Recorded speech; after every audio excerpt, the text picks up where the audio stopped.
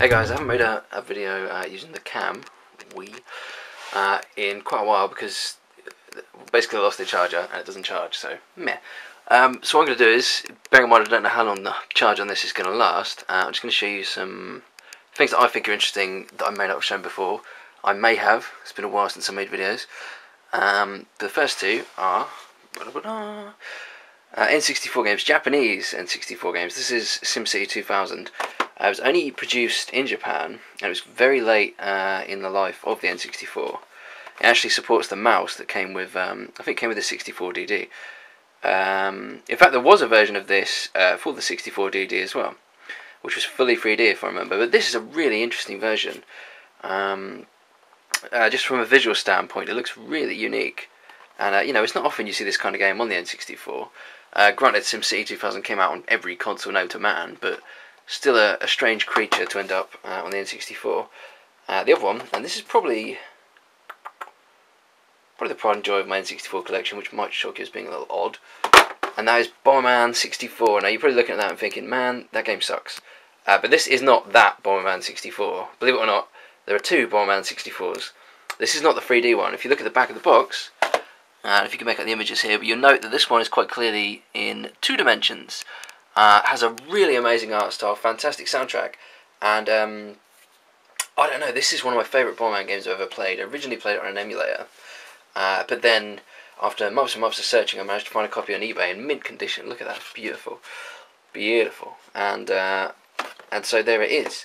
I'll probably pop some footage up on the screen of this one. I'm not going to do it for everything I look at, but this game's so unique that I think it'd be good to do so. Having said that, whether or not my capture card will agree with me is another matter, but that is absolute pride and joy for the N64. Bomberman 64, I don't know what you call it really. Bomberman 64, I guess 2D edition, but it's not like it's the same game remade in 2D, it is a completely different title. And that's one of the reasons we love it. We being me and the voices in my head. Right, so, bear with me. Okay guys, so just as God giveth SNES, God also giveth N64. Evidently, as you can see from this massive box, I love the N64. I've always had a thing for sort of the underdog consoles, like a Dreamcast or a Saturn or an N64. Anything that didn't have the success that perhaps it was expected to have. Having said that, I don't think the N64 was a bust by any stretch of the imagination. Had a string of really good titles. But as an owner, as a kid at the time, I do remember there's just so many long periods of drought where there were no big releases. And, you know, when you're a kid, that really sucks. What do you want for Christmas? It's just like, well, if they make a Mario, maybe. Anyhow, as it turned out, there were a lot of hidden gems in the N64 by the end. And hopefully I can expose a few of those to you. The idea of this is, one hand, yes, to gloat, I've got so many games, but on the other hand, I like the idea that I could pick something up, maybe like this, like a Road Rash 64, and someone who's a Road Rash nut will say like, oh man, they made a Road Rash for the N64, and then, you know, you'll go look it up, and maybe you'll end up buying it and have a lot of fun with it. That's the idea. Anyway, so to begin, Road Rash 64, which is a really good game. If I remember rightly, this uses the expansion pack. I could be wrong there. I know it runs like Grease Lightning and the graphics are horrible. But if you can look past the graphics, it runs like Grease Lightning. And it's awesome. It's a really good Road Rash game. And this is one of my more recent retro pickups. I want to say that we're looking at about 8 months ago. I mean, I haven't picked up anything really within the last sort of 8 months. In terms of retro, barely in terms of current gen either, because I've been at university. But yeah, this is just a brilliant game. It also comes in a cool black cartridge. Don't know why I have to say that. It's quite apparent, isn't it? Let's move on. So on topic of coloured cartridges, not a great game. In fact, a terrible game. WCW Backstage Assault. Massive wrestling fan. I think one day I might make a wrestling video. But I'm sure you guys don't care about that. But yeah, so, you know, here we go. Let's get our colour scheme going here. We've got the black and we've got the blue. What I did take out of the box at the beginning of the video is this. This is a universal adapter, as they called it. This would allow you to pop a, perhaps a Japanese or an American game in the top. You put a power game in the back, you plug this in your N64, and then you can play it. This was actually one I owned from, good lord, probably about 1997. You know, so this she's been with me from the beginning. It's beautiful. I ended up buying another one when I temporarily lost that one. Evidently it wasn't lost. Same thing. So yeah, so more coloured cartridges. Turok 3, one underrated game. I really like this. Really like this. Uses the expansion pack, great graphics, awesome guns. You know, as in sounds and just the way they're rendered. Love it. Sort of modern day city environments instead of the jungle. But it's just a fantastic game. What's it called? Shadow of Oblivion. Also a cool subtitle. I like cool subtitles. Speaking of subtitles, Starcraft 64. Now this is fantastic. When you consider what it is, the fact that they managed to cram Starcraft onto the N64 is a goddamn miracle. I think it's one of those games that no one expected to come out. They just assumed it would get cancelled. And it did come out, I think, quite late in the N64's life. And I'm so glad I own this. I like Starcraft, never really played it enough. This is a very faithful port. It's not, you know, it's not like you can play competitive Starcraft. There's no one in Korea who's playing Starcraft 64. Let's put it that way. And if anyone is wondering what that means and thinks I'm just being racist, Starcraft is a sport, an e-sport, but a massive sport. It's a phenomenon in Korea. This version also includes the expansion pack, which is fantastic. Great value for money on that one. What else can we look at here? Now this, I can't remember what the name is. It's obviously Super Mario 64, but this is the Japanese version they released quite a while after it came out, which supported the Rumble Pack. And I think it's like Super Mario 64 Shindo. I don't know what that means. I'm going to assume Rumble or whatever. But yeah, so it's something I was after for a long time, and I ended up getting it. So I don't know how rare that is, but it seems like something that would be rare. And the fact that it's Japanese and there's no strong indicator of what it is also suggests that. We've got Pokemon Stadium 2 for the gold front and the silvery back, very very glittery all round. I haven't really put much time into that. I will, because I'm quite excited about this one. That's the PAL version. Got a nice banana coloured Donkey Kong 64 cart. One of the best games Rare ever put out, in my opinion. Fantastic. I prefer this to Banjo-Kazooie. It might be partially just because it's Donkey Kong. But the soundtrack's amazing. The levels are fantastic. You get to play as, I think it's about 5 different Kongs. They all have unique abilities. Like Diddy Kong has a jetpack, which, you know, I don't know, in the year 2000 when I was, 16, seemed really cool. And it still seems cool now. Shh. But, excellent, excellent game. And continuing our little pattern of coloured games down here, which I'm quite liking. Let's see what else we can get. Here's one that's not too easy to come by for a decent price, but I was lucky to get it. I think that was the case. And that is Zelda Majora's Mask. Now, you probably can't pick it up. In fact, it doesn't. That image, you hear that?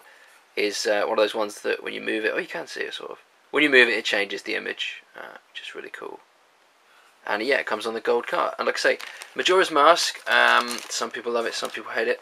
I'm kind of indifferent, to be honest. The time limit thing is a bit weird, but I like the fact that you get to play as other characters in the game. That's quite unique. And it's a nice change from Ocarina of Time, as good as that was. So let's add that to the pile.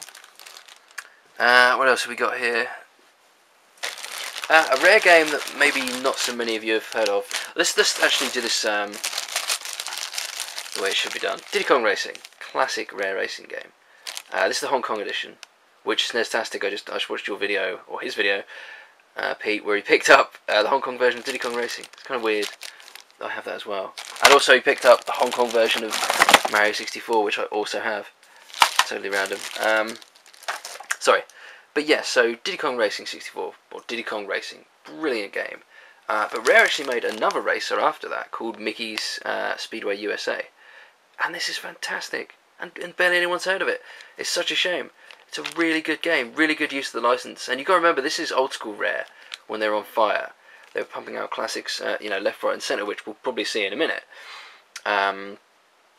So yeah, look out for this one if you can. Mickey's Speedway USA, absolutely fantastic.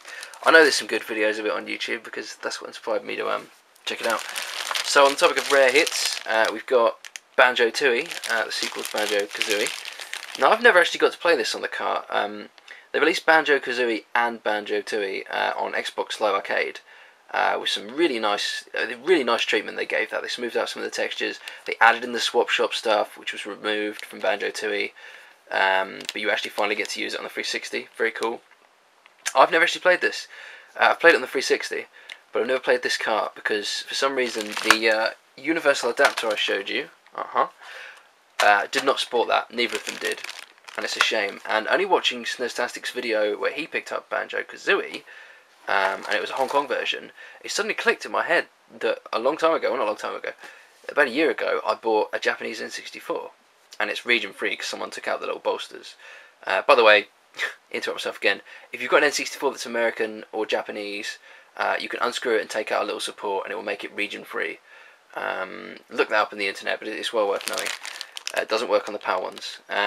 Yes, so Banjo-Tooie. Watched Pete's video, and I thought, oh shit, I'll try my Banjo-Tooie on my Japanese N64, and it should work. So I'm going to try that out, and hopefully it will. What else have we got here? Star Wars Battle for Naboo. This is another one that uses the expansion pack, and to great effect. Brilliant draw distance, excellent graphics, and it's the sequel to, was it called Rogue Squadron at that point? I think it was. We'll hopefully find it digging through here. Let's have a look. Quest 64, the N64's first RPG. Bomberman 64, this is the one I showed you the box of earlier on. Again, like the crown jewel in my N64 collection. As a Bomberman nut, and just through sheer rarity. So what else do we got? Man, this is going to be a long ass video. Oh man, I love NBA Jam and NBA Hang Time. Is the sequel to NBA Jam. So after Tournament Edition there was Hang Time. It's brilliant, it really is amazing, just a massive improvement on the animation, such a good game, better power-ups, and it's just more fun gameplay wise. Unfortunately I think Acclaim had the rights to the name NBA Jam, and as such Midway's game had to be put out under a different name, and as such it didn't do as well. I'm sure, you know, there's probably other reasons it didn't do well, but I think that's pretty damaging. The new Call of Duty is called, I don't know, Battle Shooter, then I don't think anyone's going to fucking buy it. What have we got here? That's Sin and Punishment, which a lot of you have probably heard of now because they put it out on the Wii. I think they even translated it. But yeah, and then Sin and Punishment 2 came out as a result, which is kind of cool also. 1080 snowboarding. Just trying to look for things that are particularly exciting by my standard. Another game that's put out on the Wii. If you haven't used the Wii's Virtual Console, it's well worth a look. Shit. This is one of the rarest games on the N64, and that's Ogre Battle 64. Now this is the Japanese version. Useless to me, but I wanted it. A lot cheaper than the American version. It's the American one that's rare, but the American one is what they put out on the Virtual Console. It's brilliant. For a game that's going to run you about, I think, 40 quid, maybe, I think it might even be more than that, honestly I can't remember, north of 40 quid on eBay, you can pick it up on the Virtual Console for about a fiver. Maybe a tenner max. Like, you know, that's a goddamn bargain. The Wii Virtual Console is pretty good, by the way, if you're not familiar with it.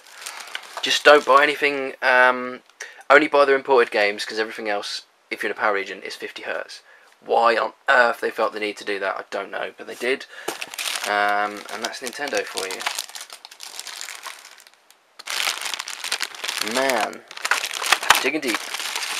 So another favourite, Conker's Bad Fur Day. Again, I keep watching Snestastic videos, but he was playing the Xbox version of this. Holy shit, does that game hold up well, man.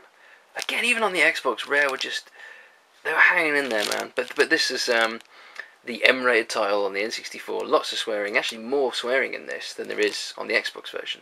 Which is kind of ironic considering Nintendo's reputation for, you know, putting out kiddie games or more family-friendly products. But nonetheless, a great game. Again, a testament to Rare. Another great Rare game. Not as good as that, but very good. More of a tech demo. Is Blast Corps. What else have we got here? Here's another one I haven't played, regrettably. Mystical Ninja Guayman. I really need to put some time into this. Don't know much about it. I know it's well regarded. That's all I can tell you. Doom 64, we've all seen my video of that. As I say we all, I've seen it. Another expansion pack supporting game, Indiana Jones and the Infernal Machine. This is fantastic. This really is good. As far as must-own games come on the N64 that aren't first party, this is most certainly there. or it's most certainly that, we should say. Lots of loose bags. Man, I'll tell you what, Mario Kart 64, mine's a bit torn, NTSC version. I fucking love this. This was my favourite Mario Kart. If I play it now, it probably will be again, but right now it's Mario Kart 7, as much as I hate the name. Absolutely brilliant. But this was definitely, for a good 10 years, my favourite Mario Kart game. What's more than that, really, isn't it? What have we got here? The original Pokemon Stadium. Bomberman Hero. I love the 3D Bomberman games. Apologies to people with taste. Resident Evil 2. Love this game. Brilliant port. I've got a video of that though, so go check that out if you want. There's SimCity 2000 that I showed earlier. This is Virtual Pro Wrestling. If you're not familiar with this, you may have played a game called WCW vs NWO. WCW vs NWO World Tour for the N64. This is what it was in Japan. It's all the same content. They put out a Virtual Pro Wrestling 2, which I've always wanted to get on the N64. And that is what this game was based on. Look at this perfect timing. And camera cut out, surprise, surprise. Yeah, No Mercy is the American version of basically Virtual Pro Wrestling 2, which is the Japanese game. But actually, it's got a lot of content added to make it a WWE game, WWF game. However, the Japanese game, Virtual Pro Wrestling 2, actually had more gameplay modes. It may have had a larger roster, but it had more gameplay mechanics and is considered to be the better game. So if you loved this, you might want to check that out. Lord knows I do. It's another Bomberman. This is Bomberman 64 2, Second Attack. I'm going to stop hammering you with Bomberman stuff. Let's have a look here. Star Soldier for the N64, great shooter. Ridge Racer for the N64. This was a unique one. Don't really like this actually. They released this as the launch title on the DS as well. Massive fan of Ridge Racer, but I couldn't get into that one. It's just the controls are different, and in the options menu it's got a classic control setting. But I couldn't get on with that. Again, the reason for this is I've spent a lot of time at university away from home, and it's cool to come back and just look at all my fucking games.